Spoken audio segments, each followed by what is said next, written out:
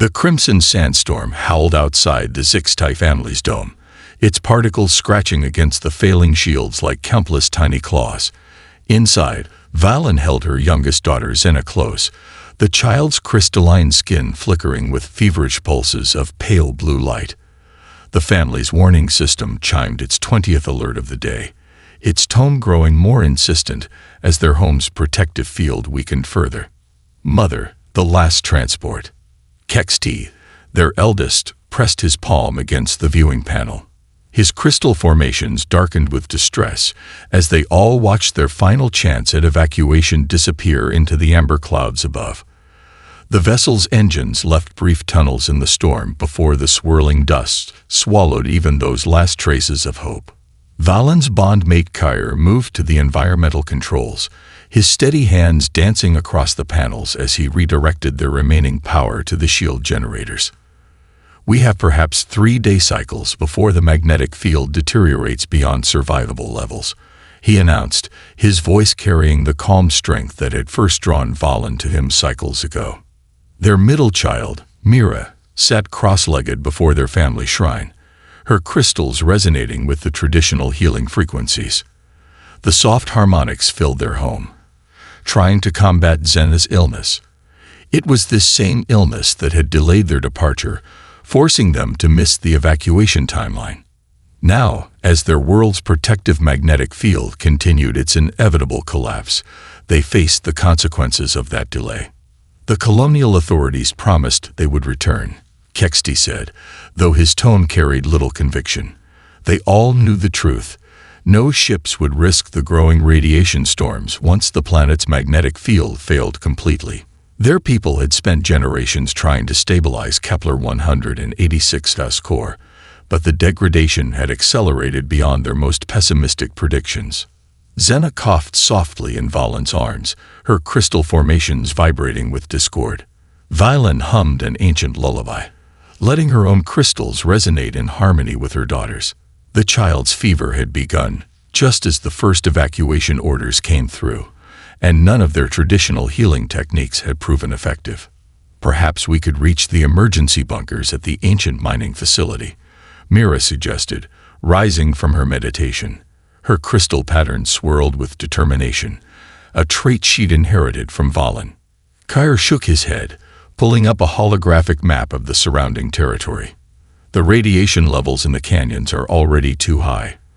We would never make it across the wastelands, especially with Zena in her condition.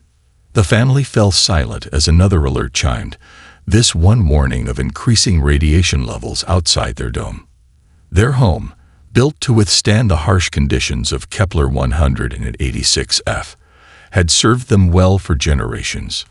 Now it would become either their sanctuary or their tomb. Valen moved to the communication array, her free hand activating their emergency beacon. The device was ancient technology, preserved from their ancestors' first arrival on this world. Its power requirements were minimal, and its signal could penetrate even the growing electromagnetic disturbances in the atmosphere. The beacon may not reach anyone in time, Kyr said gently, placing his hand on her shoulder. Their crystals chimed softly together, sharing strength and love even in this darkest moment. Then we face our fate with dignity, Valen replied, her tone carrying the weight of her position as family matriarch. We tell our stories, we sing our songs, and we trust in the harmony of the universe. As if in response to her words, Zena's crystals pulsed with a slightly stronger light. The child turned her face toward the viewing panel, where the storm continued its endless dance. Above their dome, through gaps in the swirling clouds, the stars beckoned with cold, distant light. Unaware that far below, a family gathered close, hoping against hope that someone somewhere would hear their call. The MSV Horizon's dawn cruised through the outer edges of the Kepler-186 system, its hull gleaming under the light of the distant red dwarf star. Captain Sarah Chen sat in her command chair, reviewing their cargo manifests when the first signal caught their attention. "Captain, I'm picking up something unusual." Communications Officer Aisha Patel straightened in her seat, her fingers moving swiftly across her haptic interface. "It's an emergency beacon, but the frequency is Old. Pre-standardization old. Sarah leaned forward, her dark eyes reflecting the holographic displays. Source: Kepler 186 f. The planet was supposed to be fully evacuated last week due to magnetic field collapse. Aisha's voice carried a note of concern as she processed the signal. It's not a standard distress call. The encoding suggests it's from the native species. The bridge crew exchanged glances. Their cargo hold carried medical supplies and shield generators bound for the colonies in the Proxima system. The schedule was tight, and diverting would mean late penalties. Put it through, Sarah ordered, her voice steady. The alien transmission filled the bridge, a haunting series of crystalline tones that the ship's translation matrix struggled to process. Dr. James Wong stepped onto the bridge, drawn by the unusual sounds. Those harmonics, he said, moving closer to Aisha's station. They're similar to the healing frequencies used in some of our medical equipment. Could be a family group, based on the resonance patterns. The translation matrix finally decoded enough of the message. A child's voice emerged through the speakers, weakened but clear. Please, anyone. The storms grow stronger. Sarah stood, her decision made before the translation finished. Mr. Rodriguez, what's our shield status? The ship's engineer, Marcus Rodriguez, pulled up the relevant data with practiced ease. Standard configuration won't handle the radiation levels we're seeing, Captain. But his fingers flew across his console. If we repurpose the cargo shields and integrate them with our main array, we might buy ourselves enough time for a rescue operation. Might. Sarah raised an eyebrow. Marcus grinned, the kind of grin that had gotten them out of impossible situations before. The cargo shields were designed to protect sensitive medical equipment. With some creative programming, we could create a layered defense against the radiation. Dr. Wong, what about environmental support? Sarah turned to their medical officer. Can we accommodate non-human passengers? James was already reviewing xenobiological data. The Zixtai are crystalline-based life forms. They require specific atmospheric mixtures, but nothing we can't synthesize. Their medical needs might be challenging with the child's illness, but their biology responds well to sonic therapies. We can work with that. Sarah nodded, then opened a ship-wide channel. All hands, this is the captain. We've received a distress call from Kepler 186 f. A family was left behind in the evacuation. We're going in. She paused, letting that sink in. This won't be easy. The planet's magnetic field is failing, radiation levels are critical, and we'll be dealing with atmospheric conditions we've never trained for. Any objections? The response was immediate. A chorus of "No, Captain," echoed through the ship's systems. Plot the course, she ordered her navigation officer. Mr. Rodriguez, begin shield modifications. Dr. Wong, convert Cargo Bay 3 for our guests. Officer Patel, maintain contact and let them know help is coming.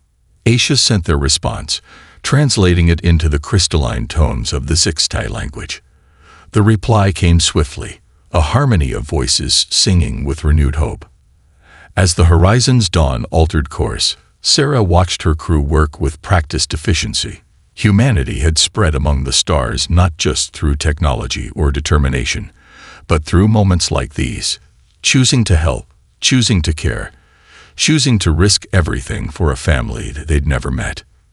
The red dwarf star of Kepler 186 grew larger in their view screen as they accelerated toward the failing planet. Behind them, their original course faded into the star-strewn darkness. Ahead lay uncertainty, danger, and the chance to prove that in humanity's heart, no one would ever be left behind. Marcus Rodriguez's workspace in engineering had transformed into an organized chaos of holographic projections and scattered data vats. The ship's shield diagnostics floated before him in 3 dimensions, complex patterns of energy flow shifting and changing as he adjusted parameters. Run Simulation 27, he commanded, watching as the computer modeled another shield configuration. The virtual representation of Kepler 186's radiation storms tore through his latest attempt in seconds. Not good enough. We need something stronger. Behind him, Captain Chen observed silently. The bridge crew had been taking turns watching his progress, their concern growing with each failed attempt. The horizon's dawn was now just 6 hours from the planet's atmosphere, and they still didn't have a viable shield solution. The cargo shields are designed to dampen specific radiation frequencies, Marcus muttered, more to himself than his captain.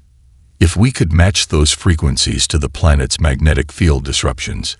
His fingers danced across the holographic controls, reconfiguring the shield harmonics. Simulation 28 initiating, the computer announced. This time, the virtual shields held for nearly a minute before collapsing. Progress, but not enough. Sarah stepped forward. What if we're thinking about this wrong? She suggested. Instead of trying to block the radiation entirely, could we deflect it? Marcus's eyes lit up. Like a solar sail in reverse. He quickly pulled up the specifications for their emergency solar sail system. We could modify the shield emitters to create a curved deflection field, using the radiation's own energy to strengthen the barrier. His hands moved faster now, combining the principles of solar sail technology with their shield systems. The next simulation showed promise. The curved shield design channeled the radiation around the ship, rather than trying to stop it completely. Dr. Wong says the Zixtai use crystalline resonance in their technology. Sarah added, could we incorporate something similar? Marcus called up the data they'd received about Zixtai shield technology. Their crystalline-based systems operated on principles vastly different from human technology, but there was something there, a pattern in the way they used harmonic frequencies to stabilize energy fields. Computer, add a crystalline resonance pattern to the shield matrix, he ordered. Match it to the frequency of the Zixtai emergency beacon. The simulation transformed. The shield took on a subtle crystalline structure, its energy flowing in geometric patterns that seemed to dance with the radiation rather than fight it. When the virtual storm hit, the shield didn't just deflect the energy. It absorbed and channeled it, growing stronger. 3 minutes in holding. Marcus announced, his voice tight with excitement. 4 minutes. 5. Containment at 87%. And stable. Sarah smiled. How soon can you implement it? The physical modifications to the emitters will take 2 hours. We'll need to repurpose some of the cargo bay scanning equipment for the resonance generators. He was already sending orders to his engineering team. But it'll work, Captain. We can reach them. Good work, Mr. Rodriguez. Sarah turned to leave, then paused. One question. Why did the crystalline resonance pattern make such a difference? Marcus gestured at the successful simulation, still running. The Zixtai evolved on this planet. Their crystalline biology must have developed in response to these same radiation patterns. By matching their resonance frequency, we're not just creating a shield, we're replicating millions of years of natural adaptation. Nature and technology working together. Sarah nodded. Keep me updated on the modifications. We'll begin our approach as soon as the new shields are online. As the captain left, Marcus dove back into his work. The holographic displays filled with schematics as his team began the physical modifications. Outside the ship's windows, the red dwarf star of Kepler 186 burned like a beacon, reminding them of the challenges ahead. But now they had a solution, one that combined the best of human innovation with the ancient wisdom encoded in Zixtai biology. As his team worked, Marcus allowed himself a small smile. Sometimes the best engineering came not from fighting nature, but from learning to dance with it. Officer Aisha Patel sat cross-legged in the converted cargo bay, surrounded by floating holograms of Zixtai mathematical symbols. The ship's translation matrix had made significant progress with the alien language, but something was still missing in their communications with the stranded family. Play the last transmission again, she requested, closing her eyes to focus on the crystalline harmonics. The alien voice filled the space, its tones carrying both information and emotion in ways that human speech couldn't match. Dr. James Wong entered the cargo bay, carrying a portable atmospheric analyzer. "How's the translation coming?" "The words convert well enough," Aisha replied, adjusting one of the holographic symbols. "But there's something deeper in their communication patterns. Look at this." She gestured to a mathematical sequence she'd extracted from the Zixtai transmissions. "It's not just language. They're sharing emotional and physical states through harmonic mathematics." James studied the sequence, his eyes widening. "These patterns, they're similar to the crystalline resonance frequencies we're using in the shield modifications." He pulled up his medical data on a nearby screen. "And look, they match the biological rhythms we detected in their vital signs." Aisha leaned forward, excitement building. "So their entire method of communication is based on mathematical harmonies that reflect their physical state. That's why the translation matrix keeps missing emotional contexts." "Can we adapt our communications to match?" James asked, already thinking of the medical implications. "Better than that." Aisha's fingers flew across her interface. "We can use their mathematical language to explain exactly how we're going to help them." She began composing a new message, incorporating the crystalline harmonics they'd discovered. The response was immediate. The Zixtai family's reply came through with unprecedented clarity, their crystalline tones carrying not just words but waves of gratitude and hope that the translation matrix now properly interpreted. "They're sharing more details about the child's condition," Aisha said, analyzing the incoming data. "The illness is affecting her crystal lattice structure, disrupting the natural harmonies of her body." James nodded, making rapid adjustments to his medical preparations.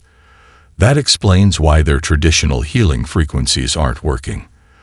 The radiation storms must be interfering with the normal resonance patterns." He pulled up a simulation of human sonic therapy techniques. "If we combine their healing harmonics with our medical ultrasound technology." The cargo bay's environmental systems hummed as they fine-tuned the atmosphere to match the Zixtai homeworld. The space had been transformed into a careful blend of both cultures. Human medical equipment stood ready alongside crystalline resonance chambers, while the air itself was being infused with the mineral particles the aliens needed to breathe. "Captain to cargo bay." Sarah's voice came through the intercom. "How are the preparations coming?" "The environment is almost stable," James reported. "And we've made a breakthrough in communication." "Good timing. We're approaching the planet's outer atmosphere. Rodriguez's shield modifications are online, but we'll need perfect coordination with the family for this to work." Aisha sent another transmission to the surface, this time using their enhanced understanding of Zixtai mathematics to explain the rescue procedure in terms the aliens would instinctively understand. The response contained detailed information about their home's deteriorating shields and the surrounding radiation patterns. "They're not just giving us data," Aisha realized, studying the complex harmonies in the transmission. "They're teaching us their way of seeing their world. These patterns, they're showing us how their ancestors learned to survive here." James smiled, recognizing the significance. "And we're about to combine that ancient knowledge with human innovation." He made a final adjustment to the atmospheric controls. Sometimes the best solutions come from understanding each other's stories. Outside the cargo bay's viewport, Kepler 186f grew larger, its storm-wrapped surface both beautiful and deadly. As the horizon's dawn began its descent, two cultures' technologies hummed in harmony, preparing to attempt something neither species had done alone. The rescue wasn't just about physical survival anymore. It had become a bridge between two ways of understanding the universe. The bridge of the horizon's dawn hummed with focused energy as they entered Kepler 186f's upper atmosphere. Captain Sarah Chen's hands rested lightly on the manual flight controls, her eyes fixed on the swirling storms ahead. The planet's magnetic field distortions painted dangerous patterns across their sensor displays. "Shield harmonics holding at 92%, Marcus reported from engineering. The modified shield sparkled with crystalline energy patterns, deflecting the worst of the radiation. "The Zixtai resonance frequencies are actually helping us map the storm currents." Sarah nodded, watching as the alien mathematical patterns they'd learned translated into real-time navigation data. Officer Patel, maintain contact with the family. We'll need their local knowledge for this next part. Through the main viewport, the atmosphere turned from orbital black to deep crimson. Streams of energized particles danced across their shields, creating sheets of light that rippled like aurora borealis. But these lights weren't just beautiful, they were deadly. Incoming data from the surface, Aisha announced, her voice steady as she interpreted the crystalline harmonics. They're sending us their ancestral storm-riding patterns. The Zixtai used to navigate these winds before the magnetic field began failing. Sarah studied the new information as it integrated with their navigation displays. The alien patterns showed hidden currents in the storms, paths that their instruments hadn't detected. Fascinating. They don't fight the storms, they flow with them. She adjusted their descent angle, matching their ship's movement to the ancient Zixtai techniques. The Horizon's Dawn responded smoothly, riding the magnetic currents instead of pushing through them. Their shield strength actually increased as they used the storm's energy to their advantage. 3 kilometers to the surface, navigation reported. Local radiation levels are approaching critical. A massive storm front loomed before them, a wall of swirling crimson dust charged with lethal radiation. But within the mathematical patterns the family had shared, Sarah saw something else. A rhythm, a pulse, a way through. All hands, brace for turbulence, she commanded, then eased the ship into a spiraling descent pattern that matched the storm's own rotation. The Horizon's Dawn spun through the tempest like a leaf in a controlled fall, using the wind's own power to maintain stability. Shield harmonics increasing. Marcus's excited voice cut through the tension. The storm energy is feeding directly into our crystal resonance matrix. We're actually gaining power from the descent. Warning alarms blared as radiation levels spiked, but the modified shields held firm. Through the viewport, they caught glimpses of the surface through gaps in the storm. A landscape of red desert and crystalline formations, beautiful despite its deadly nature. 1 kilometer, navigation counted down. The family's dome is registering on scanners. Their shields are at 12% and failing. Sarah's hands moved with practiced precision, guiding their ship through the final approach. The storm fought them with renewed fury, as if determined to claim one last victory. But the combined wisdom of two species proved stronger. Human determination paired with Zixtai understanding of their world's rhythms. Visual contact, Aisha reported, emotion creeping into her professional tone. They're alive. All of them. Through the worst of the storm, they could see it now. A crystalline dome structure rising from the desert floor, its weakening shields flickering like a fading heartbeat. Within, 5 figures stood watching their descent, their crystalline bodies glowing with hope. Landing struts deployed, Sarah announced, feeling the ship respond to her lightest touch. Emergency teams to the cargo bay. Let's bring them home. The Horizon's Dawn settled onto the red sand of Kepler 186f, its shields creating a protective bubble that pushed back the lethal storm. They had done it. Achieved what everyone had thought impossible. But as the rescue teams prepared to venture out into that alien environment, they all knew the hardest part still lay ahead. They had reached the family. Now they had to save them. The space between the Horizon's Dawn and the Zixtai family's dome stretched only 50 meters, but it might as well have been 50 light years. Lethal radiation storms howled through the gap, while the dome's shields flickered dangerously, now down to 8% power. Dr. James Wong checked the seals on his radiation suit one final time. The portable shield generator is ready, he reported, watching as Marcus made the last adjustments to the device. They had modified it using the crystalline resonance patterns, creating a mobile version of the ship's protective field. Remember, Marcus said, the field will only extend 5 meters from the generator. Stay within range. He handed James a small crystal tuned to the same frequency as their shields. This will help you sync with the family's biological rhythms. They're going to be scared, no matter how much we've prepared them. Sarah's voice came through their helmet communications. "The storm is intensifying. We have 18 minutes before the dome's shields fail completely. Make every second count." The cargo bay door opened, and the rescue team stepped out into hell. The portable generator hummed to life, creating a bubble of safety in the midst of the tempest. Red sand whipped against their shields, carrying enough radiation to kill an unprotected human in seconds.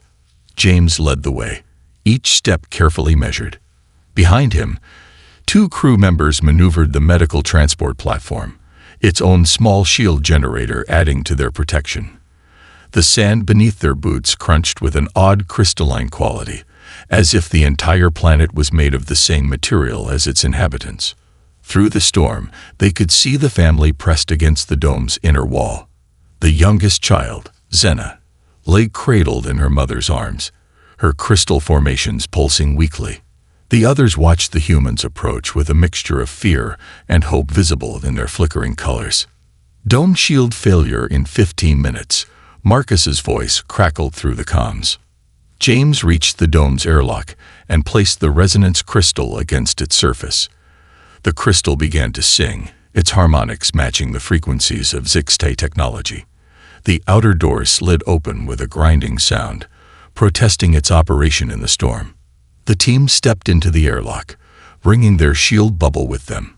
As the outer door sealed, they could hear the crystalline songs of the family more clearly, complex harmonies of fear and hope intertwined. "Inner door opening," James announced. "Remember, no sudden movements. Let them set the pace." The inner door parted, and 2 worlds truly met for the first time. Violen stepped forward, still holding Xena, while her bondmate Kyre moved protectively in front of their other children. Their crystal formations sang with complex emotions that the humans' translators struggled to fully capture. James activated his crystal again, letting its harmonics speak for him. The family's crystals responded, their colors shifting to match its resonance. Slowly, the fear in their songs began to fade. "We need to move quickly," James said softly, letting the translator convert his words into crystalline tones. "Your home's shields are failing." Valen nodded, her entire form shimmering with decision. She stepped forward into the human shield bubble, and the others followed. The rescue team quickly but carefully helped them onto the medical transport platform, making sure each family member was secure. "Dome shields at 3%, Marcus warned. The journey back seemed longer, each step measured against the failing dome behind them. The family songs changed as they moved, mixing with the hum of human technology in an improvised symphony of survival. Even little Xena's crystals seemed to brighten slightly in response to the combined harmonics. Finally, they'd reached the cargo bay ramp. As the last family member crossed the threshold, the dome's shields collapsed with a distant crystalline shatter. The storm rushed in, destroying the home that had sheltered generations of Zixte life. But inside the horizon's dawn, a new chapter was beginning. 2 species had reached across the void, proving that the greatest force in the universe wasn't radiation or storms or failing shields. It was the simple decision to help those in need, no matter how different they might be. The converted cargo bay of the horizon's dawn had transformed into a garden of light and sound. Crystalline formations grew from carefully prepared mineral beds, their colors shifting in harmony with both the ship's hum and the Zixte family's own resonance. In the center, Dr. James Wong sat with Valen, monitoring Xena's vital signs as they tried another combination of healing frequencies. "Her crystal lattice is responding," James said, watching as the patterns of light within the child's form shifted. "The combination of your traditional harmonics and our ultrasonic therapy seems to be stabilizing her core resonance." Valen's own crystals chimed with cautious hope. After 3 days of treatment, they were finally seeing real progress. "The songs you have added to our healing rhythms," she said through the now refined translator. "They remind me of the ancient harmony caves on our homeworld." Nearby, Kexti and Mira worked with Officer Aisha Patel, teaching her the mathematical songs that had been passed down through generations of their people. The children's crystals flickered with delight as Aisha used the ship's sound system to recreate complex harmonic patterns that told stories of their world's history. "Listen to this sequence," Kexti said, generating a series of crystalline notes. "It describes the first time our ancestors discovered they could ride the magnetic storms."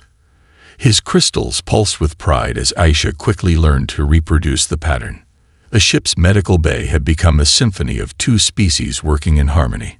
Human technology merged with Zixtai biology in ways neither side had imagined possible. The family's crystal songs influenced the ship's systems, while human innovation helped strengthen their natural resonance against the lingering effects of radiation exposure. Marcus Rodriguez entered the bay, carrying a small device he had created by combining elements of both cultures' technologies.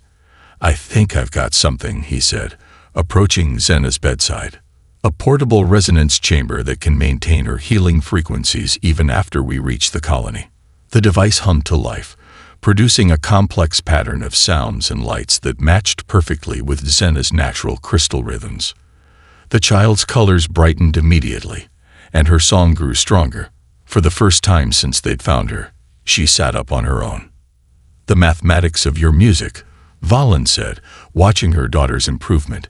"It speaks to something deeper than we knew existed in our healing arts. You understand harmony in ways we never considered." James smiled, making notes as Zena's vital signs continued to strengthen. "And your people's connection to crystalline resonance has revolutionized our understanding of sonic therapy. Together, we've created something entirely new." Throughout the cargo bay, other crew members had gathered to learn from their guests. The Zixtai taught them songs that could shape crystal growth, while the humans shared their own music, everything from classical compositions to simple lullabies. To everyone's amazement, the family's crystals began to form patterns that mimicked human musical scales. "Mother, look," Mira called out excitedly. She had been practicing with a human violin, and her crystal formations were automatically adjusting to match its frequencies. When she played a simple melody, her entire form lit up with corresponding colors. Even Captain Sarah Chen found time between her duties to join these cultural exchange sessions. She sat with Kair, learning the complex mathematical harmonies that his people used for navigation. "These patterns," she said, "they could revolutionize how we understand space travel." As the Horizon's Dawn cruised through space toward the colony, its halls rang with the sounds of two worlds coming together. Zena grew stronger each day, her illness retreating before the combined power of human and Zixtai healing arts. But perhaps the most profound healing wasn't physical at all.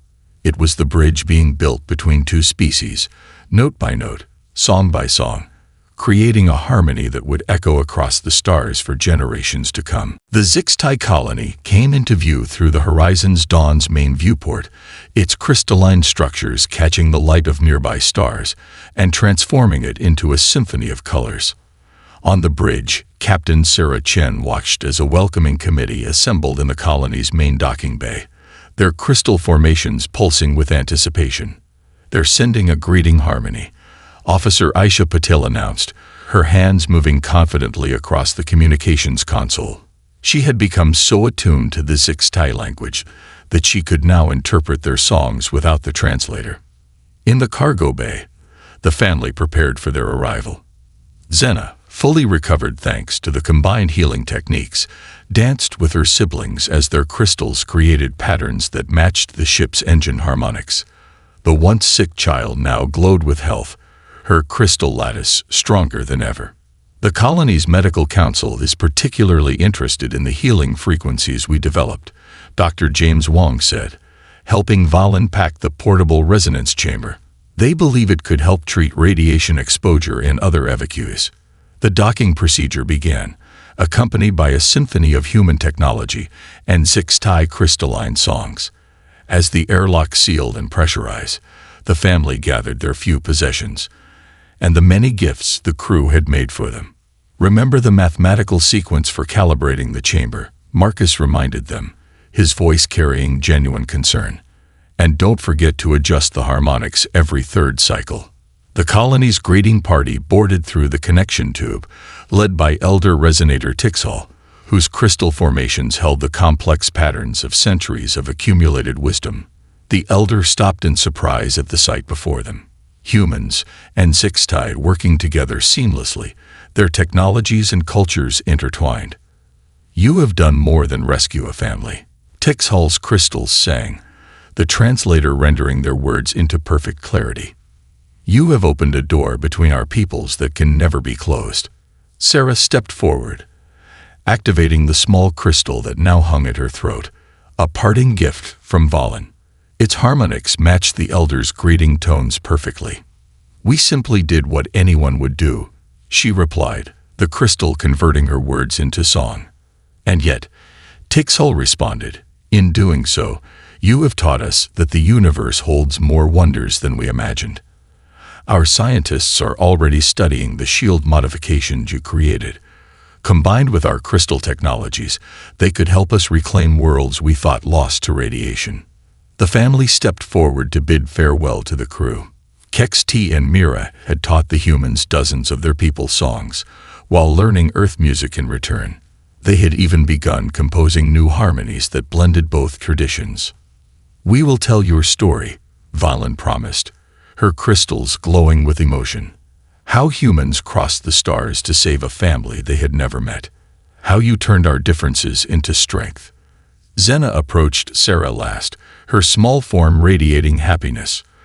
The crystal formations on her surface had grown into patterns that mimicked both Zixtai traditions and human musical scales, a living symbol of what their peoples could achieve together.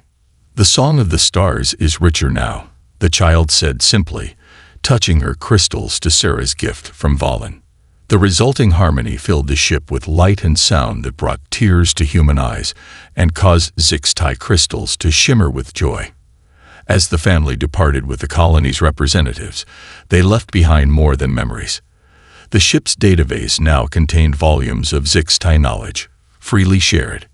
In return, the colony had received the combined medical and technological breakthroughs born from the rescue mission.